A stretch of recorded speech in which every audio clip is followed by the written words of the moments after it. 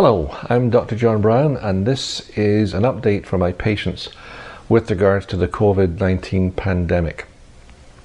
As many of you likely know already, I closed the office in mid-March and we scrambled to find a solution to deal with problems both routine and urgent.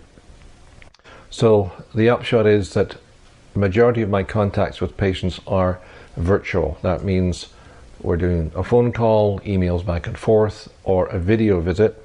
And I've been doing quite a lot of these, some days up to 14 or 15 video visits, which are very useful because we can see each other, and actually I can do a limited examination at times. But that's what we've been doing to minimize in-office visits. I've seen 25, 26 people in the last 4.5 months. 10 of them, 12 of them were infants and children for immunizations which couldn't be delayed. And a few situations where a physical examination just had to be done, but it wasn't worthy of an emergency visit. So that's what we're doing, trying to maintain that sort of ongoing availability. Prescription refills I'm doing without any charge, and we're just dealing with them as they come in, whether from the pharmacy or yourself. So looking ahead from here, the next few months are going to be a little challenging because we're going to be moving into the typical high workload time of year with colds, coughs, viral infections, etc. The interesting thing is that because people have been distancing, we're not getting the same calls at all with sniffles, colds, coughs, etc. So that's an interesting observation. However, we will be looking at flu shots and what to do there, because that's going to be an important part of prevention as well.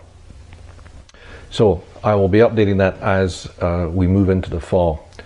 However, coming back to the current situation, what we're seeing here is a gradual reopening of the economy because everything's ground to a halt, as you know. So the areas hardest hit are where there's a high human-to-human contact: restaurants, bars, stadiums, other meetings, parties, other gatherings where people are unwittingly and have been unwittingly spread in their environment with other people around them. So that's where we believe quite a lot of it takes place. So just because things are opening up doesn't mean we're all back to normal. There's still hotspots, as you know, of activity in various parts of your region, as well as obviously in the States. As you look at the news daily at the moment, it's quite catastrophic. And that is all partly because of the political situation, but also because people in the US do seem to have this very entrenched concept of individual freedom without the same responsibility towards their community. And that, along with the political nightmare, has made it a real problem. So it can unravel very quickly. Canada in general has done moderately well, but it still took us all a while to get into the groove, as it were. And so we're going to be doing this for a long time. I mean, 6 months, a year, even beyond that. So this type of practice, virtual practice, is what I'll be doing for the foreseeable future. And we're not just opening up as usual, but a lot can be done virtually. When we are in touch either by phone or by video, I'm still very much familiar with all of my patients. I've known most of you for a long time. So there is some history. I'm not starting from scratch, so I have that advantage. Emerge is still there if you need it. And volumes are way down apparently, but if you need to go, you go there.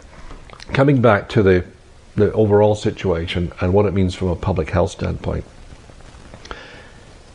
Very simply put, in medicine, there are 3 areas of intervention, if you will. One is the obvious doctor intervention. We make a diagnosis, we prescribe something, a medication, a treatment, an operation even.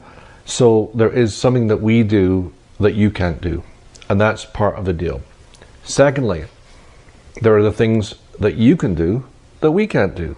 Lifestyle, so looking at your choices, your diet, your habits, your exercise, your general stress level. These are things that you can take care of, but I can't do for you. The third thing is public health. So public health ranges from getting a safe water supply to a safe food supply to being able to eat in clean restaurants and takeouts, so that there is law and provision for certain standards to be maintained. That's one level. The next piece is us who administer immunizations. A big part, a huge part of preventive care. If you go back 100 years ago to 1920, people died regularly of things like smallpox. Kids died of meningitis, of diphtheria. This was commonplace. This was not rare. Polio ravaged the world. So the immunization piece we all take for granted, but if you're aware of the history, you can see that it was pretty dangerous living even 100 years ago in terms of your health risks. So that piece is very big. With this virus though, there is no vaccine, there is no treatment, at least at the time that I'm talking right now.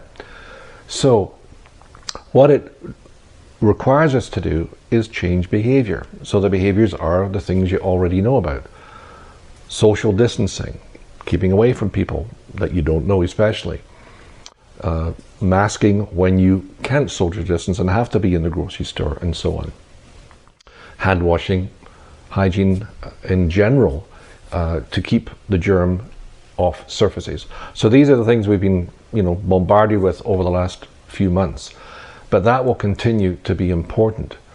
And despite the economy starting to open up again, you're going to have to make some choices as to what do I really need to do? Do I really need to go and sit in a socially distanced restaurant or not? And our worlds have shrunk. We can't travel outside the country. We should probably not even travel beyond our province unless you've got compelling reasons to do so. So our worlds have shrunk, and we've found other ways to cope with video conferencing and Zoom meetings and so on and so forth, which is all a way to get us through it to some extent, but it's not normal. But we will have to maintain that vigilance and not to get sloppy, because that's how these outbreaks happen. So as things move into the fall, we will be updating on an intermittent basis and letting you know by video or on the website what we're doing and what the plans are. But we are available. We're just doing things a bit differently than we used to. So stay safe. I will update from time to time, and hope you all stay well and enjoy what we do have of this summer. Thank you.